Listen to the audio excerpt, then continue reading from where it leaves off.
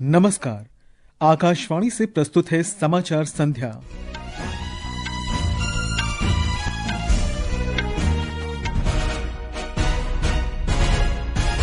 राष्ट्रपति द्रौपदी मुर्मू ने उच्च शिक्षण संस्थानों से आर्टिफिशियल इंटेलिजेंस के क्षेत्र में नए कदम उठाने का आह्वान किया।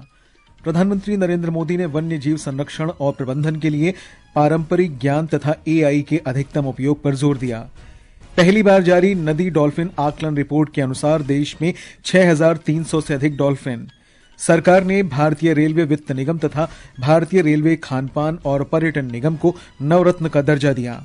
भारत और बेल्जियम ने हिंद प्रशांत क्षेत्र में रक्षा सहयोग की संभावनाओं पर चर्चा की। नीति आयोग की रिपोर्ट के अनुसार भारत में महिलाओं में वित्तीय जागरूकता पिछले वर्ष की तुलना में 42% बढ़ी। और दुबई में कल आईसीसी चैंपियंस ट्रॉफी क्रिकेट के पहले सेमीफाइनल में भारत का सामना ऑस्ट्रेलिया से। समाचार संध्या के साथ मैं निखिल कुमार। राष्ट्रपति द्रौपदी मुर्मू ने आज नई दिल्ली में राष्ट्रपति भवन में 8वें विजिटर्स पुरस्कार प्रदान किए।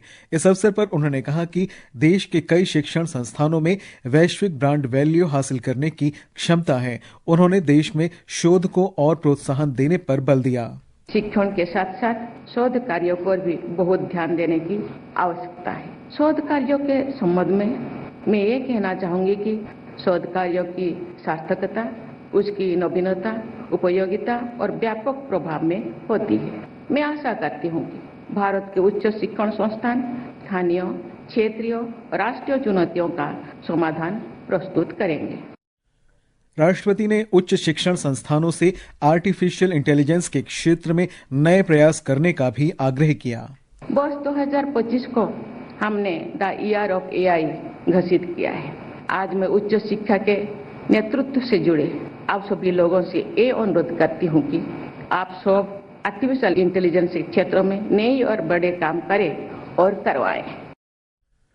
प्रधानमंत्री नरेंद्र मोदी ने वन्य जीव प्रबंधन को सहायता देने के लिए पारंपरिक ज्ञान और यांत्रिक मेधा का अधिकतम उपयोग करने का आह्वान किया है। श्री मोदी ने भास्कराचार्य अंतरिक्ष अनुप्रयोग और भू सूचना विज्ञान संस्थान तथा भारतीय वन सर्वेक्षण के साथ मिलकर जंगल की आग और वन्य जीव संघर्ष प्रबंधन के लिए यांत्रिक मेधा, मशीन लर्निंग तथा भू स्थानिक मानचित्रण के उपयोग पर भी बल दिया। एक रिपोर्ट। प्रधानमंत्री ने विश्व वन्य जीव संरक्षण दिवस पर आज जूनागढ़ जिले के सासनगिर में राष्ट्रीय वन्य जीव बोर्ड की 7वीं बैठक की अध्यक्षता की। उन्होंने इन क्षेत्रों में स्थानीय आबादी और ग्रामीणों की भागीदारी के माध्यम से डॉल्फिन संरक्षण पर जागरूकता के महत्व पर बल दिया। उन्होंने बैठक में देश में पहली बार किए गए नदी डॉल्फिन अनुमान रिपोर्ट जारी की। रिपोर्ट में कुल 6,327 डॉल्फिन का अनुमान लगाया गया है। श्री मोदी ने जूनागढ़ में वन्य जीवों के लिए राष्ट्रीय रेफरल केंद्र की आधारशिला भी रखी। उन्होंने बरदा वन्य जीव अभ्यारण्य में शेरों के संरक्षण के लिए सहायता की घोषणा की। प्रधानमंत्री ने वन्य जीव संरक्षण में इको टूरिज्म की भूमिका और वन्य जीव पर्यटन के लिए बेहतर यात्रा और संपर्क की आवश्यकता पर बल दिया। श्री मोदी ने मानव और वन्य जीवों के बीच संघर्षों को अधिक प्रभावी ढंग से रोकने के लिए कोयम्बटूर में भारतीय वन्य जीव संस्थान परिसर में उत्कृष्टता केंद्र की स्थापना की घोषणा की। उन्होंने ग्रेट इंडियन बस्टर्ड के लिए एक राष्ट्रीय कार्य योजना का भी अनावरण किया। समाचार कक्ष से सरफिरोजी। गृह मंत्री अमित शाह ने गोवा में नए आपराधिक कानूनों के कार्यान्वयन पर आज नई दिल्ली में एक समीक्षा बैठक की अध्यक्षता की। बैठक में गोवा के मुख्यमंत्री प्रमोद सावंत और वरिष्ठ अधिकारी शामिल हुए। इस बैठक में गोवा में पुलिस, कारागार, अभियोजन और फोरेंसिक से संबंधित विभिन्न नए प्रावधानों के कार्यान्वयन तथा वर्तमान स्थिति की समीक्षा की गई। सरकार ने भारतीय रेलवे वित्त निगम तथा भारतीय रेलवे खानपान और पर्यटन निगम आईआरसीटीसी को नवरत्न का दर्जा दिया है। ये दोनों रेल मंत्रालय के केंद्रीय सार्वजनिक क्षेत्र के उद्यम हैं। इसके साथ ही सभी 7 रेलवे केंद्रीय सार्वजनिक क्षेत्र उद्यमों को नवरत्न का दर्जा मिल गया है। नवरत्न का दर्जा प्राप्त करने वाले अन्य 5 उद्यम कॉनकॉर, आरवीएनएल, इरकॉन, राइट्स और रेलटेल हैं। नई दिल्ली में रेल मंत्री अश्विनी वैष्णव ने कहा कि ये एक बहुत बड़ी उपलब्धि है क्योंकि ये रेलवे को रूपांतरित करने की दिशा में प्रधानमंत्री नरेंद्र मोदी के दृष्टिकोण को दर्शाता है। उन्होंने कहा कि नवरत्न का दर्जा मिलने का अर्थ है कि संगठन मजबूत है और रेलवे के विकास में अधिक योगदान देता है।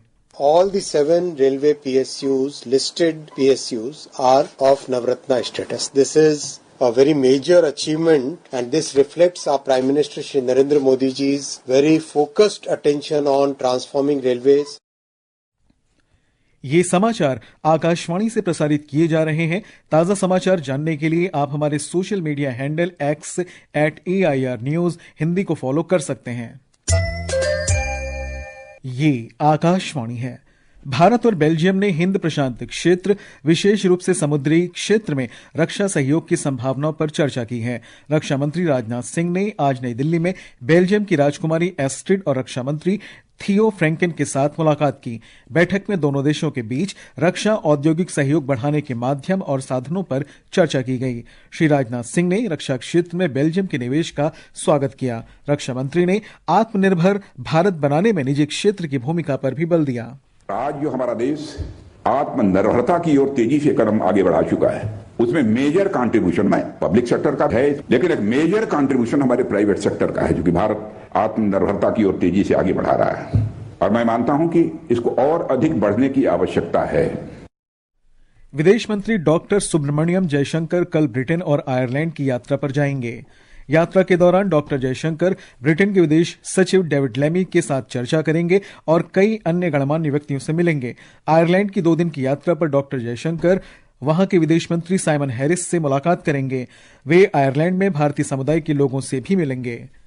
भारत और नेपाल ने जल स्वच्छता, अपशिष्ट प्रबंधन और आरोग्य क्षेत्र में सहयोग बढ़ाने के लिए आज नई दिल्ली में एक समझौता ज्ञापन पर हस्ताक्षर किए।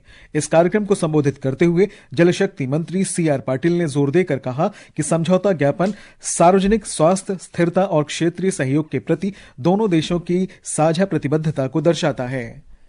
महिलाओं में वित्तीय जागरूकता पिछले वर्ष की तुलना में 42% बढ़ी है। ये बात आज नई दिल्ली में नीति आयोग की report borrowers to builders women's role in India's financial growth story में कही गई है। एक रिपोर्ट। नीति आयोग के मुख्य कार्यकारी अधिकारी BVR सुब्रमण्यम ने रिपोर्ट जारी करते हुए महिला उद्यमियों को सशक्त बनाने में वित्त तक पहुंच की महत्वपूर्ण भूमिका पर प्रकाश डाला। रिपोर्ट में यह भी बताया गया है कि कुल स्वनिगरानी आधार में महिलाओं की हिस्सेदारी पिछले वर्ष दिसंबर में बढ़कर 19.43% हो गई, जो वर्ष 2023 में 17.89% थी। रिपोर्ट के अनुसार मेट्रो शहर की तुलना में गैर मेट्रो क्षेत्र की महिलाएं अपने ऋण की स्वयं निगरानी सक्रिय रूप से कर रही हैं। प्रिया और दीपेंद्र की रिपोर्ट के साथ समाचार कक्ष से जया भारती।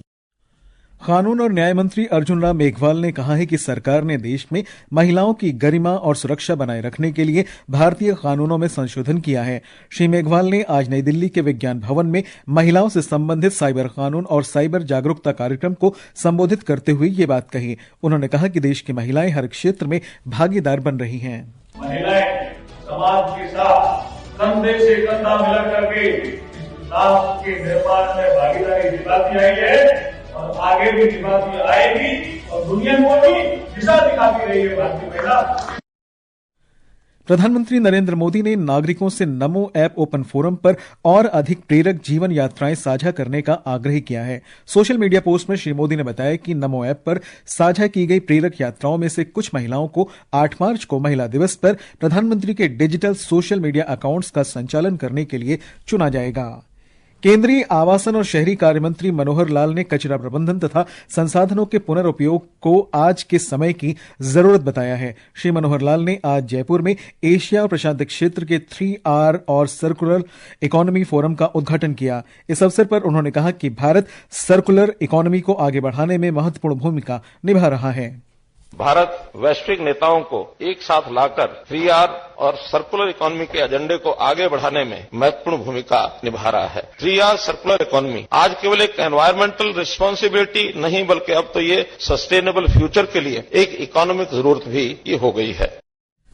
दिल्ली विधानसभा में आज जन स्वास्थ्य, बुनियादी ढांचे और स्वास्थ्य सेवाओं के प्रबंधन पर CAG की रिपोर्ट पर चर्चा फिर शुरू हुई। पिछले सप्ताह दिल्ली की मुख्यमंत्री रेखा गुप्ता ने ये रिपोर्ट सदन के पटल पर रखी थी। ब्यौरा हमारे संवाददाता से।